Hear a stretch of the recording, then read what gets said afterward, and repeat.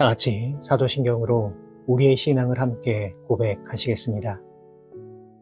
나는 전능하신 아버지 하나님, 천지의 창조주를 믿습니다. 나는 그의 유일하신 아들, 우리 주 예수 그리스도를 믿습니다. 그는 성령으로 잉태되어 동정녀 마리아에게서 나시고 본디오 빌라도에게 고난을 받아 십자가에 못 박혀 죽으시고 장사된 지 사흘 만에 죽은 자 가운데서 다시 살아나셨으며 하늘에 오르시어 전능하신 아버지 하나님 우편에 앉아 계시다가 거기로부터 살아있는 자와 죽은 자를 심판하러 오십니다. 나는 성령을 믿으며 거룩한 공교회와 성도의 교제와 죄를 용서받는 것과 몸의 부활과 영생을 믿습니다. 아멘. 다 같이 찬송가 436장 나 이제 주님의 새 생명 얻은 몸 함께 찬송하시겠습니다.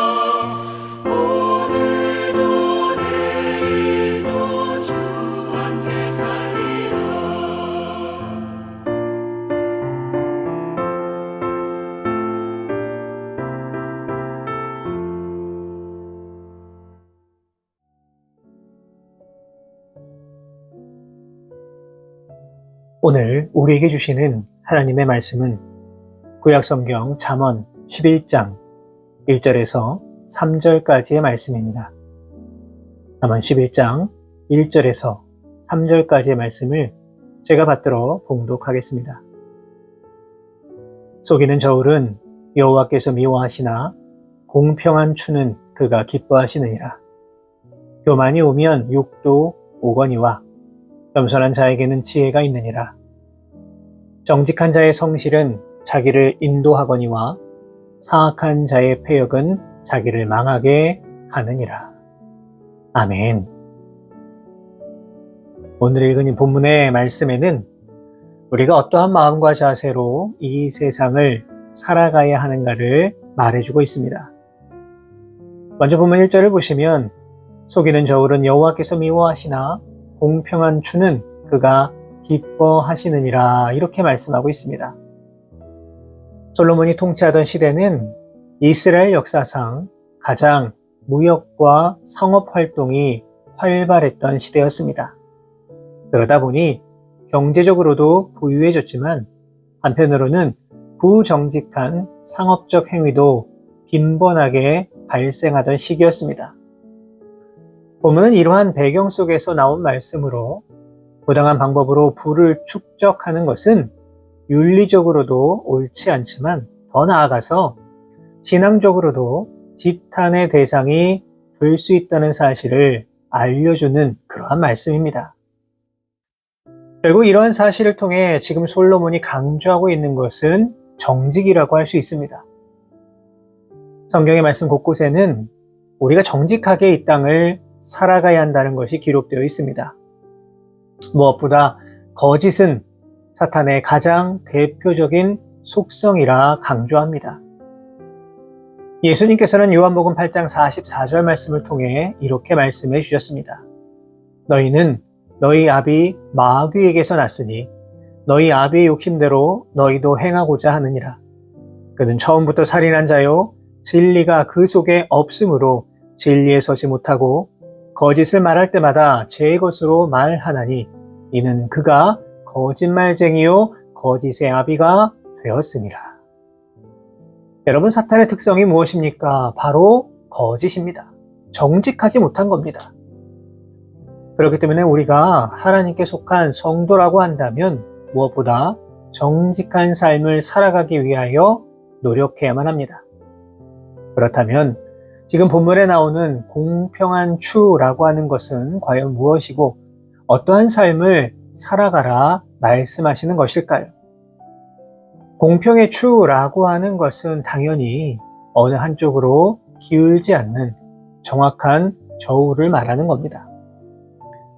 무엇보다 공평의 추는 지위 고하를 막론하고 누구에게나 공정하게 적용되는 추입니다. 그런데 이렇게 공평의 추를 가지고 살아간다는 것은 결코 쉬운 일이 아닙니다. 때로는 정직과 공평의 추를 가지고 어떤 일을 해 나아갈 때에 모함을 받을 수도 있고 사람들의 미움과 원망을 받을 수도 있습니다. 어쩌면 집단적인 외면을 당하게 될지도 모릅니다. 그러나 우리가 반드시 기억해야 할 것은 하나님이 정말로 기뻐하시는 것은 결국 공평한 추와 같은 마음을 가지고 이 땅을 정직하게 살아가는 것입니다. 이 시간 정직하지 못한 우리의 모습이 있다면 다 내려놓으시고 정말 정직한 삶을 살아가기 위해 노력하실 수 있기를 바랍니다. 작은 눈금 하나 속이는 것, 그것쯤이야 괜찮겠지라고 하는 생각은 결국 우리를 심판의 자리에 서게 만든다는 사실을 기억하셔서 지극히 작은 것이라도 정직하고 신실한 마음을 가지고 살아가실 수 있는 우리 모든 성도 여러분 되시기를 주님의 이름으로 부탁을 드립니다. 이어지는 본문 2절의 말씀입니다.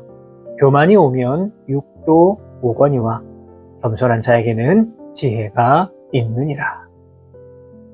같은 본문을 표준 세번역으로 읽어보면 교만한 사람에게는 수치가 따르지만 이렇게 기록되어 있습니다. 결국 교만은 하나님께서 가증히 여기시는 것이기 때문에 하나님께서 교만한 인생 가운데 수치를 주신다는 겁니다. 그렇다면 교만이 뭡니까? 교만은 다른 사람보다 더 높게 생각하면서 다른 사람을 비하하거나 업신여긴 마음, 그것이 바로 교만입니다. 그런데 성경에서 말하는 교만은 그냥 여기에서 그치는 것이 아니라 한 걸음 더 나아가서 온 우주 만물의 통치자 되시는 여호와 하나님을 부정하거나 업신여기는 마음까지 포함하고 있는 겁니다. 결국 오늘 본문에서 말하는 교만한 자, 어떤 자입니까? 타인을 비하하고 업신여기는 것뿐만 아니라 하나님까지 무시하는 행동을 일삼는 사람을 뜻하는 것입니다. 그리고 이러한 사람이 필연적으로 받을 수밖에 없는 것이 바로 수치와 치욕입니다. 누가복음 14장을 보시면 예수님께서 어떤 잔치 자리에 가셨을 때에 사람들이 높은 자리에 앉으려는 모습을 보시고 하신 말씀이 있습니다. 무엇이라고 하셨을까요? 끝자리에 앉으라는 겁니다. 이유가 무엇입니까? 높은 자리에 앉았을 때에 그보다 더 높은 사람이 오면 일어나서 다른 자리로 가야 하는데 이때 스스로가 얼마나 부끄럽겠습니까?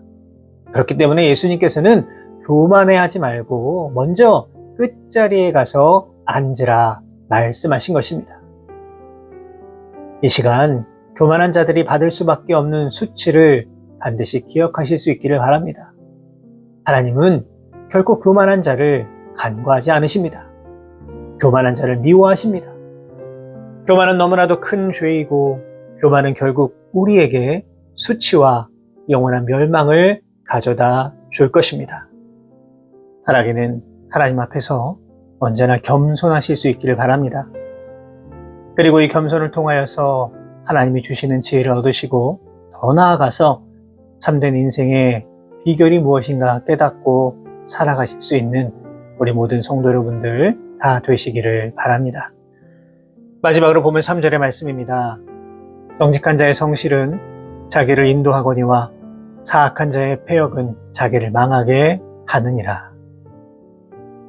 여기서 말하는 정직이라고 하는 건 온전함, 올바름, 그리고 순전함이라고 하는 뜻을 가지고 있습니다.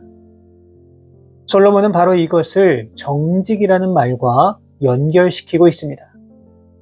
특별히 정직한 자의 성실이라고 하는 것은 무엇입니까?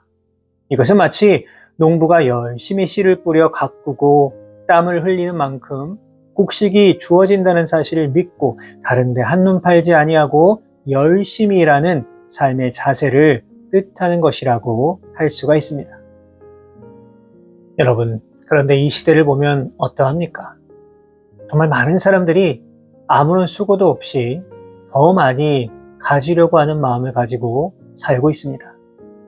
오늘 씨를 뿌리고 당장 내일 열매를 거두려는 사람처럼 어리석은 사람이 어디 있겠습니까? 그런데 세상은 이렇게 살아가지 못하는 사람들을 오히려 어리석다고 말합니다. 심지어 씨를 뿌리려는 노력조차 하지 않았는데 열매를 거두는 것 당연한 것처럼 여기는 사람들도 있습니다. 그런데 이러한 마음을 가지고 살아가는 사람은 결국 탐심과 탐욕의 삶을 살아갈 수밖에 없습니다. 그럼에도 불구하고 오늘날 정말 많은 사람들이 일확천금을 노리며 살아갑니다. 자신의 삶을 성실함으로 정직함으로 살아가는 것이 아니라 그저 쉽고 편안한 길로만 가려 합니다. 그러다 보니 자연스럽게 거짓과 속임수를 사용합니다. 속이는 저울을 사용해서 다른 사람들을 기만하고 속이려 합니다. 사랑하는 여러분, 성경은 너무나 분명하게 우리의 인생을 한순간에 뒤바꿀 수 있는 어떤 우연한 축복을 바라는 것이나 혹은 뿌리지 않은 데서 거두고 심지 않은 것을 먹으려 하는 그런 이기적인 삶의 태도를 철저하게 배격하고 있습니다. 그리고 일하지 않는 자는 먹지도 말라는 말씀처럼 게으름과 불성실을 경계하고 정직함과 성실함으로 이 땅을 살아가야 한다라고 말하고 있습니다. 정직, 겸손, 그리고 성실함으로 살아가는 인생은 하나님이 가장 기뻐하시는 인생입니다. 우리가 이렇게 살아갈 때에 하나님 안에서 참되고 바른 인생, 하나님 보시기에 가장 성공한 인생으로 살아가게 될 줄로 믿습니다. 어제나 오늘이나 영원토록 동일하신 하나님 마음을 기억하시고 언제나 정직함과 겸손함으로 그리고 성실함으로 그렇게 이 땅을 살아가실 수 있는 우리 모든 성도 여러분 되시기를 주님의 이름으로 축원합니다. 기도하겠습니다. 하나님 감사합니다. 오늘도 참 귀한 하루 허락하여 주시고 주님 주신 이 소중한 생명으로 이 땅을 살아갈 수 있도록 인도하여 주신 것 감사를 드립니다.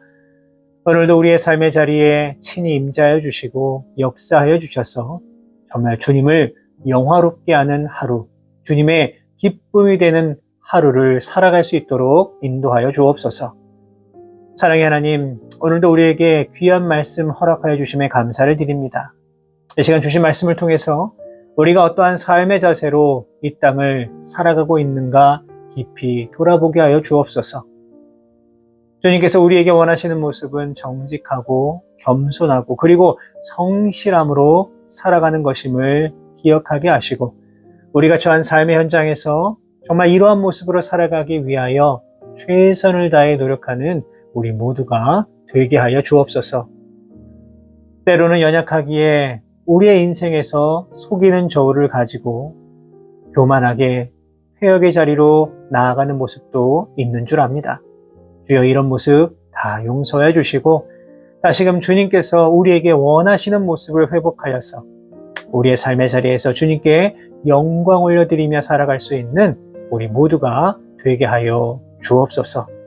오늘도 주님께서 우리가 처한 그 삶의 현장에 언제나 함께하여 주실 것을 믿사오며 거룩하신 예수 그리스도의 이름으로 기도하옵나이다.